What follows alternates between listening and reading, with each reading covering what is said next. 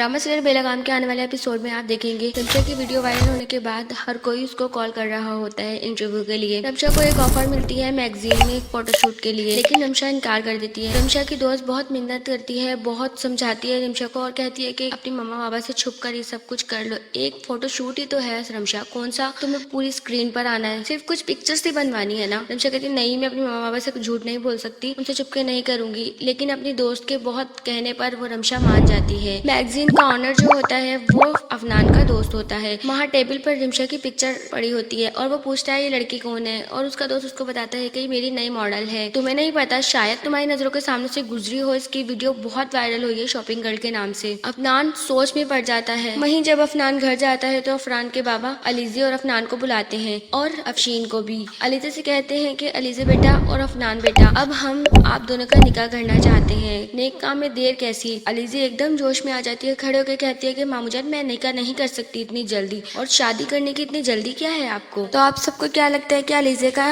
ये रवैया उसके मामू को नागवार गुजरेगा? कमेंट सेक्शन में जरूर बताएं।